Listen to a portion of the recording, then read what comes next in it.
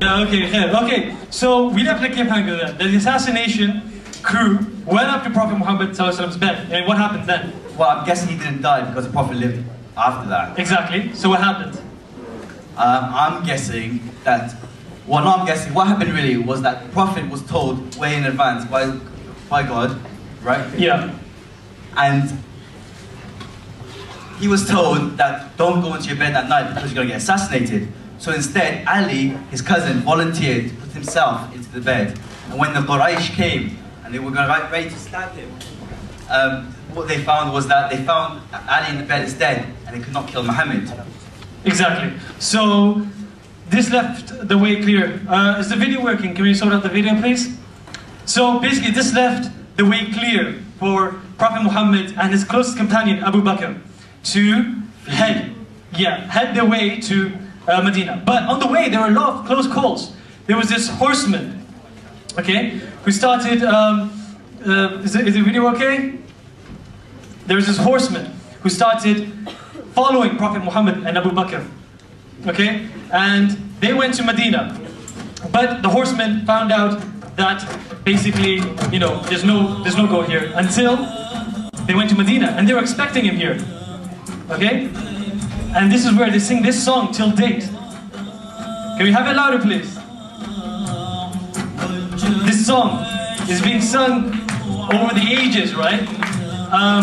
Basically, Muhammad arrived in Medina. The whole Medina went crazy because the Prophet was so loved by the Medinans that when they arrived, a huge celebration went off. Okay. And they started singing that song. Okay, can we pause the video, please? Thank you. Can we pause the video? Okay. Yeah, okay. That's some wild partying there. I know, right? Okay. Thank crazy you. hours, man. Crazy hours.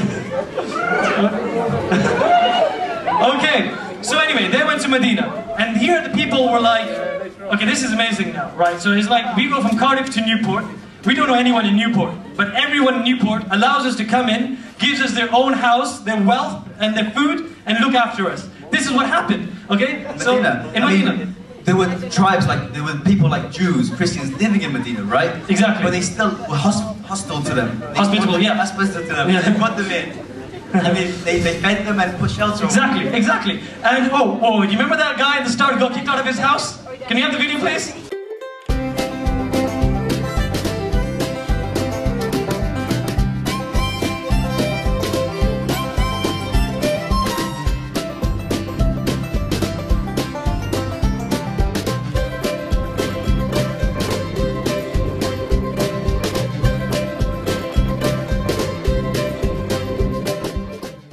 Okay, so you can imagine the joy. He was let into his own house, right? But these guys, they let them into their own house. And like say, if you were saying, yeah, they were... Basically, those Jews and basically non-Muslims live in Medina. Exactly. But I mean, this shows that Muslims and non-Muslims can live next to each other. Exactly. They fight all the time, right? Exactly. And obviously, there were three main Jewish tribes there, and there were disputes. You know, Arabs had so many disputes back then. You know, even over little things like, oh, my sheep crossed over to your land, I'm going to kill you. Yeah, that sort of stuff. So these guys, Prophet Muhammad came and he solved all these disputes. Okay, and they got together and they had a peaceful community there. And Prophet Muhammad was essentially the chief of Medina now, and this is why Medina is actually known as the city of the Prophet.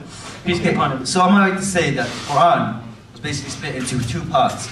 One, some revelation in Mecca, and the others were revealed in Medina. That's right. I mean, we haven't talked much about the Quran yet. He was constantly getting revelations, and he would get revelations in Mecca, which were, do you remember what they were more about? Was it to do with the oneness of God and that He is the prophets? And yeah. To stop idolism. Basically, the sort of the content of the surahs from Mecca, they were more about the spiritual side of it. It's about the oneness of God, heaven and hell, that sort of thing. And Medina, and the stuff revealed in Medina was to do with the legislation. Exactly. Well, right there, like what just hit your foot there. Alcohol, for example. Alcohol. Well, this was obviously banned in Medina, right? Exactly. Alcohol was banned. As you know, Muslims can't drink alcohol, okay? And you guys don't drink it either, right? And, anyways, it's not really alcohol, right? Okay, but, actually, I think that's where I went to the toilet, so I already hit it, right? Anyway, what was I saying? Right. Yeah, so alcohol, like for example, that was banned at that time. And there were other things, wait. Can you hear that? Can you hear that? Wait, shh, shh, shh. Here we go. Allahu Akbar, Allahu Akbar. Allahu Akbar, Allahu Akbar. أشهد أن لا إله إلا الله. أشهد أن لا إله إلا الله. أشهد أن محمدا رسول الله. أشهد أن محمدا رسول الله. حي على الصلاة.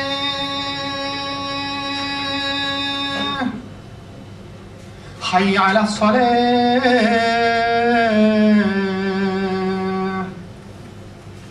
حي على الفلاح.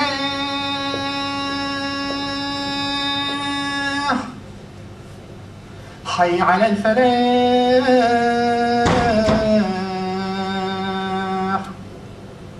الله أكبر، الله أكبر. لا إله إلا الله. Thank you very much, mashallah, that's beautiful. Man, that was so beautiful. That's amazing, isn't it? I mean, that is what is known as the adhan. Saif, what is the adhan? Basically, the adhan is basically what is the call to prayer. Like the Jews have the bell, is it?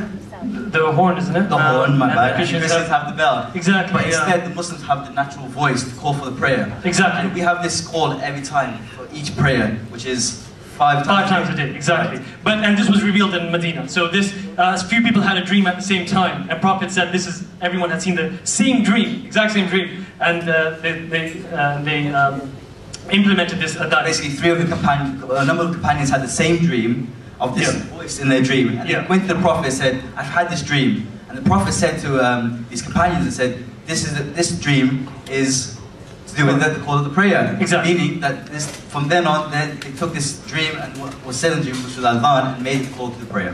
And the amazing thing about adhan is that obviously Muslims pray 5 times a day, and obviously when the sun sets in one place, it rises on the other. Exactly. So every second of every minute of every hour, okay, every day, there's the adhan going on somewhere. Starting from Indonesia, if you go into the next city, because the sun moves a certain distance at that time, there's an adhan always playing. Even as we speak, there's an adhan playing somewhere in the world. That's the beauty of it. So God's name is always being mentioned, right? That's beautiful. We would like to have given you a translation, but hopefully you can ask about translation at the end of the adhan. Right. Okay. Okay, so back to Medina. I mean, surely Muslims living in Medina didn't have it all good. I mean, surely there was some battles going on. Yeah, okay, because people were living in Medina at this time, and Makkah were like, damn, you know, we can't get our hands on them. You know, what are we going to do? What are we going to do? You know, they're jealous almost that Muslims are getting such security in Medina. So what did they do? And also because if people see Mecca, the Meccans kick out people which are so humble and nice, then people would think, why are the Meccans doing this? So instead they would have a negative effect and they would stop trading with the Meccans. Exactly. This had an effect on the economy as well. Yeah, so you're saying people would prefer the Medinans over the Meccans because they're nicer people, and they knew that. So they raised a false alarm, didn't they, the Meccans? They said that the Muslims are attacking them. They wanted an excuse to attack the Muslims. Basically. And so this is known as one of the most famous battles. Do you remember what it's called?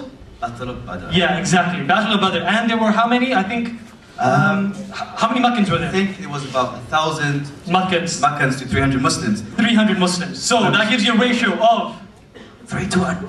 3 to 1. Okay, whoa, you know what that reminds me of? 3 to 1. I think I know what you're thinking. Yeah, there was this, our friend Hatim, do you remember that? He had a nice little fight with those 3 guys. Well, he was attacked by 3 people, yes. Yeah. I just want to think about that, because that was pretty cool, actually.